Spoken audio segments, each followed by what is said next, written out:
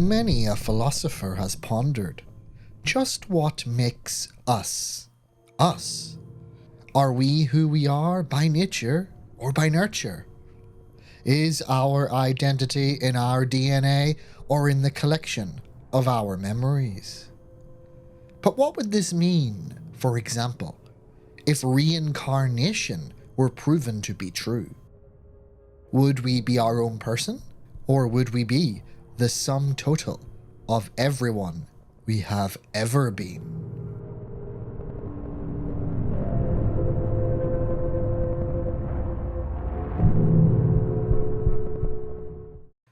If you calm down, this will be wholly less unpleasant. A portly man in a lab coat and a barely detectable German accent said. "Screw you," a robust-looking young woman spat. "You're just bricking it that when I get out of here, I'm gonna throttle your chubby throat." "Wagner mentioned you were high-spirited. What is your name?" "Don't have one of those now, do I?" "Then what should I call you?" "Brie Paris." "Isn't that a name?" "It's a reminder. Brie's the first person I killed, and Paris is where I killed her." "Does it remind you about the sanctity of life?" "Heh. It reminds me of how much I enjoyed it." "What did she do to deserve death?" "She banged that Butterworth scum. If she didn't want to die, she shouldn't have let him stick it in her." "Wagner's report suggested you held a grudge against the Butterworth dynasty." "Oh, they're all gonna die, and I'll be the official cause of death." "What did they do to you?" "What didn't they do to me? They made me, then they ruined my life." "Made you?" "Literally. They built me, grew me, put me together, whatever." "I'm not sure I follow." "Let me spell it out for you, chubby cheeks. They made me. That's what the Gollemites do. They make fake people." "The who?" "The cult I grew up in." "And what's that got to do with the Butterworths?" "They ran the place, basically creaming themselves over the idea of having an army of fake people doing whatever they want when they want it." "So you believe yourself to be artificial?" "I know I am, but I'm still real enough to choke the life out of someone. I'm real enough to feel pain and anger, real enough to enjoy the sound of a man's final breath." "We did a physical when Wagner handed you over.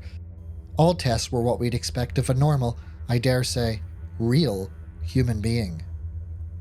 "That just means I'm a really convincing fake." "If you just cooperate with us, we can prove to you, in a way I think you'll find very convincing, that you're very human. In fact, more than human." "Yeah, right." "It's true. Do you believe in reincarnation?" "No." "I do." "Some scientist you are." "So did Wagner. Why else did they capture you, instead of shooting you like they did your boyfriend?" "Bring up Reese again, and you'll end up worse than Brie Butterworth." "Very well. We spent a fortune to get Wagner to give you up. They really wanted to keep you. But we wanted you more. We wouldn't waste the money if reincarnation wasn't real." "You bought me, so I'm a slave, because you believe in reincarnation?" "What?" "Semantics. Cooperate with us, and I swear, we'll not just show you that you're real, but we'll show you who you really are." Dr. Gersten continued to persuade Brie to cooperate with his experiment for the next 3 days. Throughout the process, she was consistently defiant, with 64% of her recorded speech being composed of threats to the life and limb of the doctor and his staff. At 14 minutes past 1 on the second day, she managed to slip out of the arm restraints on her chair and assaulted 2 staff members. One lab assistant suffered a broken jaw and bruised ribs, and a janitor received a concussion due to blunt force trauma from the handle of a mop. Security eventually managed to restrain her. She was then confined to an isolated interrogation room, where the doctor would communicate with her through a bulletproof screen and a microphone. Either through being persuaded or coming to the conclusion that there was no other available options for her, she agreed to become the subject of the experiment in exchange for her freedom. It was noted that she was perfectly capable of being personal, responsive, and cooperative when she so wanted to be. Dr. Gersten would later strongly argue that her psych evaluation drastically overestimated her unpredictability and emotional instability. "It's all an act," he'd scribble at the bottom of the report. On the day of the experiment, Brie was invited into the medical theatre, where she was given grey shorts and a tank top to wear, naturally exposing the parts of her body where electrodes were to be attached. Lying on a couch, they rigged up a saline bag. They had gone to great lengths to make the medical setting appear comfortable and homely. The medical couch looked more like a rich leather recliner. The light was warm and homely, and the air was even slightly perfumed. It felt more like a middle-class sitting room than a medical suite. Dr. Gersten settled into an armchair beside her, while his staff lingered on scene, somewhere in the background, ready to respond to his orders at a moment's notice. "Are you going to swing a stopwatch in front of me and ask if I'm getting sleepy?" she inquired sarcastically. "Oh no, nothing that extreme. We prefer to pump our patients full of a potent mix of chemicals to induce the correct submissive state." Funny guy. "Don't worry. We're administering a drug we came up with just for this purpose. It will repress the dominance of your consciousness and allow me to directly interact with your unconscious." "What's that supposed to mean?" "It'll tell the you part of the brain to move over and become a spectator, so I can talk to the old yous. So I'll be able to see everything? In theory." "In theory?" "The scientist never claims to be certain, only that he has a high degree of confidence." When the drugs began to take effect, a placid expression fell across Brie's face. She later reported that it felt blissful to surrender all responsibility. Being aware, but not active, had an almost addicting quality to it. In this state, she was able to respond to questions coherently, but her voice was monotone and lacked any emotion. It was also 44% quieter than average. Meanwhile, Gersten and his staff moved around her, typed on computer screens, and added and removed stickers and other strange-looking attachments. Throughout this, Gersten would be questioning her on what she experienced. They would get glimpses of memories which felt alien to her. The doctor would ask her questions, then decide they had not found what they were looking for. He then barked out a series of incomprehensible instructions, and the experience would change. She would again describe what she experienced, and he would ask questions. This cycle would repeat for 4 sessions. In total, Brie spent 39 hours in this altered state of consciousness as they sought out something particular, and the doctor wasn't giving any hints. 6 hours and 23 minutes through session number 4, they found something. Okay, try that now. What do you see?" Dr. Gersten asked, his voice sounding weary. I see a big black circle." "Yes, and what else?" "It's sitting in a big golden metal thing, and I'm in a tower or something, with weird lines going up and down the walls. It's like the movie Tron, but less tacky." "This is it! We found it!" Gersten breathed, his voice shaking with anticipation. "Quick, let's get in there." Pandora felt small as she stood in the monitoring chamber's still air, staring up into the seeing glass. Such trifles used to seem so modest that they were almost impossible to notice. But now, clothed in flesh, It seemed to tower over her and weigh her down. Peering into its depths made her tremble, as if some great secret were about to be revealed. But this was business as usual. She skipped from one frame to another, checking up on the population of uplifted animals they had spent the last few hundreds of millennia designing. They were all doing well, as expected, as designed. She sighed and detached the seeing glass's connection with her mind. She felt exhausted. She was so limited now, bound as she was to the brain of a human being. She turned away from the glass and made her way to the chamber's exit. She passed by smoky models depicting the different varieties of human being. The small and stout, the tall and slender, the witty and sharp, and the aggressive and brutish. They had gone through so many iterations on a journey to just find the right ingredients. Their brains were the most significant accomplishment, and yet now that she had no choice but to use one herself, she could barely comprehend how limiting they were. Humans themselves did not know any different. They were never high like she was. They have only ever been low. The clothes she had draped over her new flesh drooped around her, making her feel like she was being hidden away like something dirty. She reached the model of the latest design, the one she believed would be the final iteration. They were brilliant, yes, but simple. How she envied their ignorance. They had no clue of what a soul could be, and so they were content with what they were. To fall from greatness was worse than to have never been great at all. The chamber was then filled with the echoing clunks of the security door.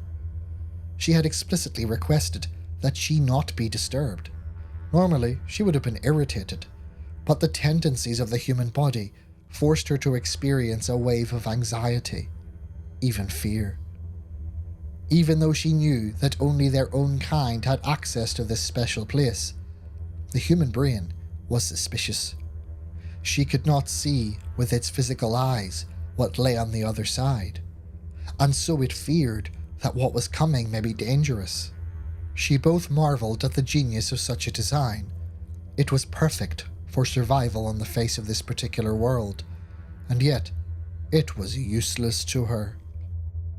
It was rare that her kind were surprised, but what was revealed behind that door truly caught her unawares. Perhaps there was some use for her in human fear, after all. Walking uncomfortably into the room was a large, muscular human being. How did one of them get in here?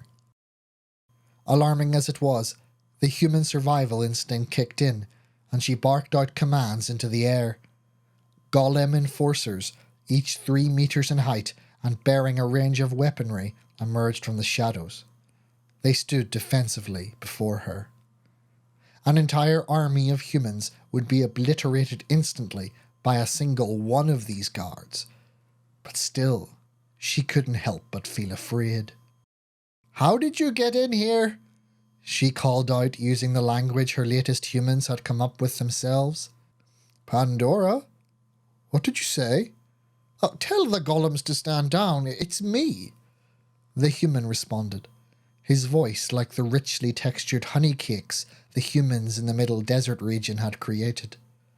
However, the response was in her own tongue, the divine speech of the Great Ones. How did any human learn such secrets?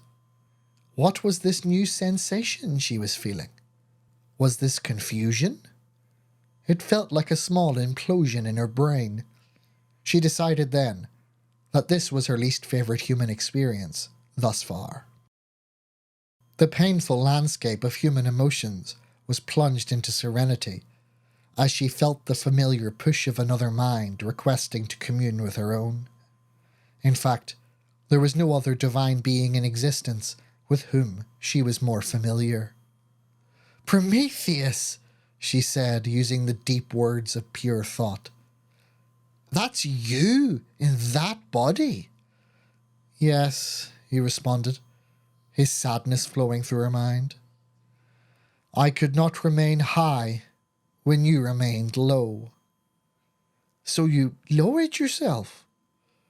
Until your body dies and you forget me, yes, I will live lowly, voluntarily, as you do unwillingly. Pandora was then gripped with an irresistible urge coming up from inside the human torso. With a thought, she banished the golem enforcers back to their stations and ran, bare feet slapping the ground towards her bonded. Her running was awkward, and she nearly tripped several times. She still lacked the natural grace with which humans ran, kilometre after kilometre, as they chased their prey to exhaustion.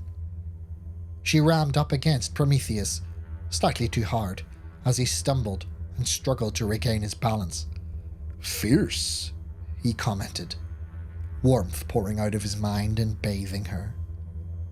They stood in a wooden embrace, the natural urge for closeness being stymied by the lack of experience in being close.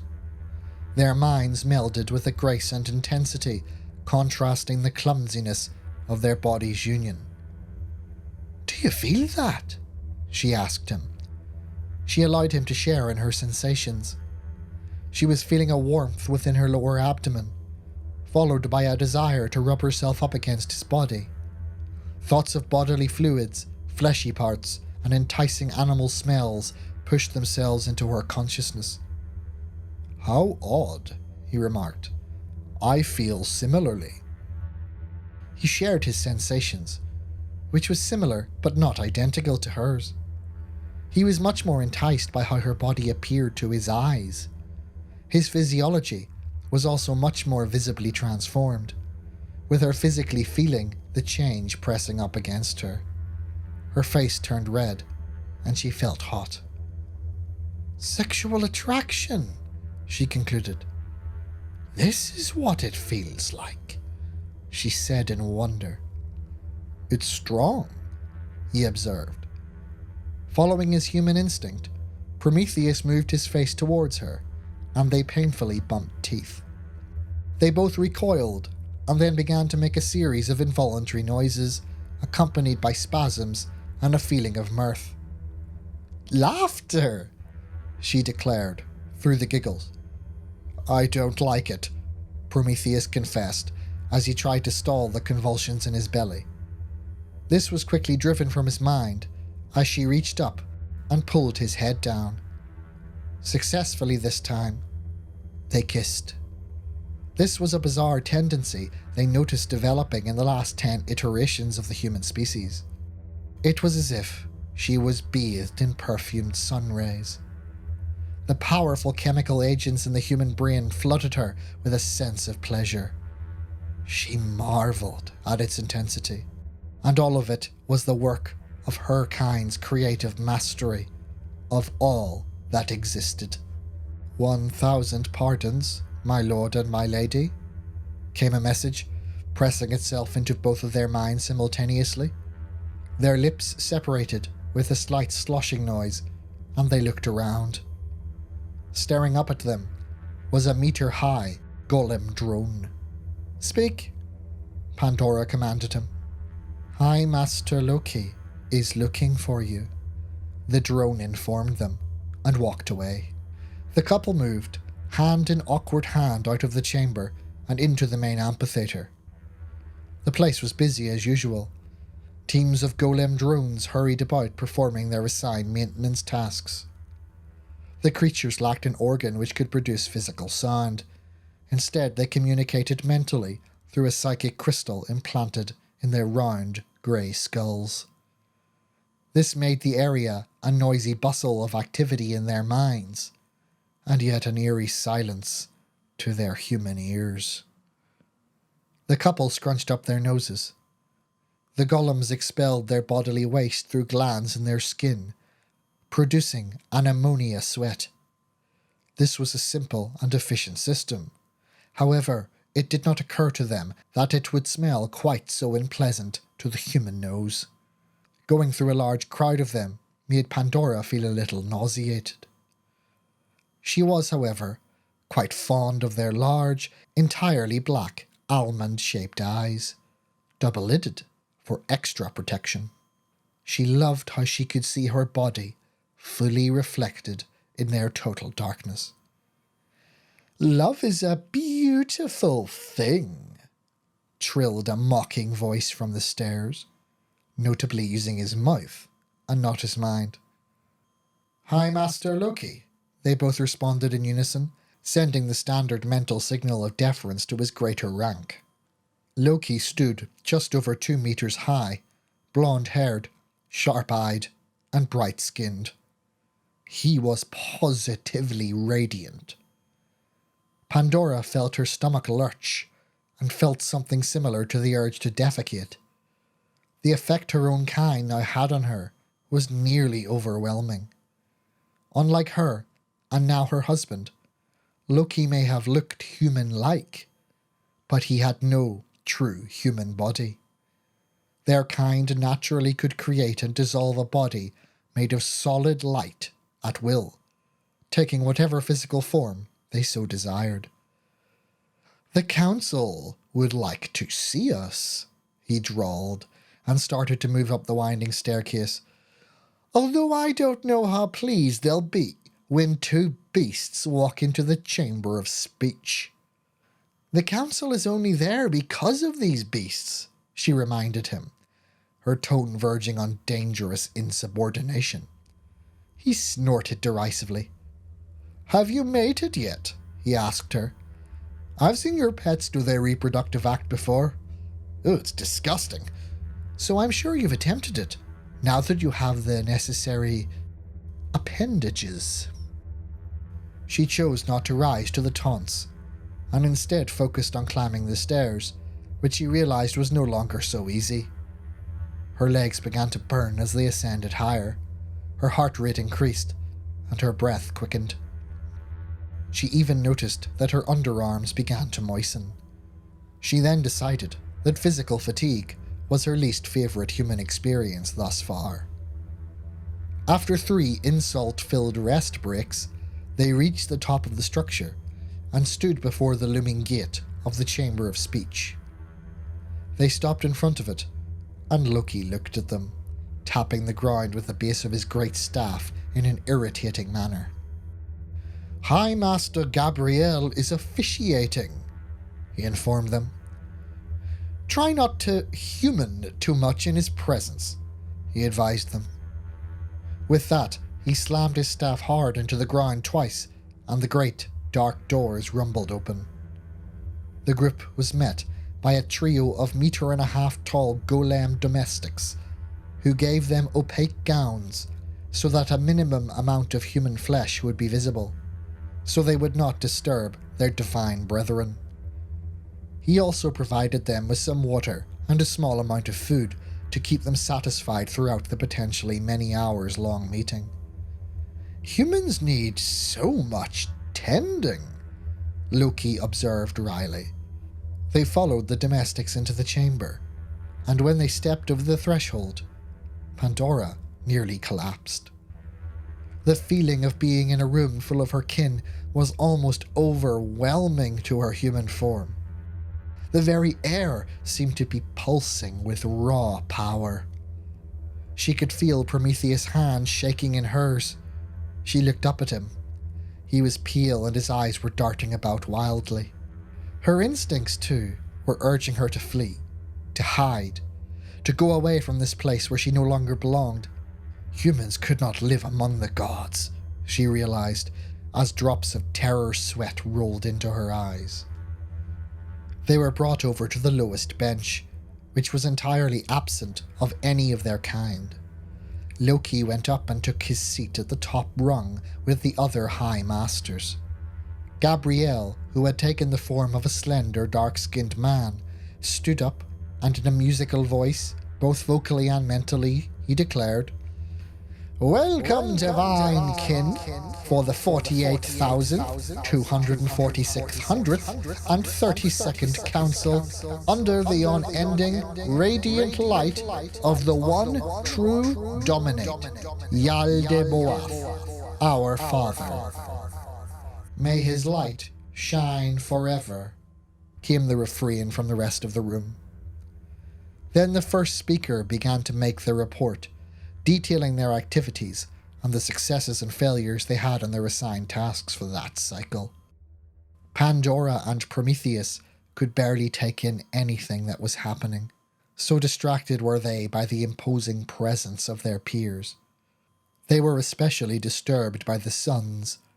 Some of their kind reviled taking on any sort of physical form, instead preferring to manifest as they were naturally, as blazing balls of light which moved through the air at breakneck speed while being aware of everything going on around them, totally and at once.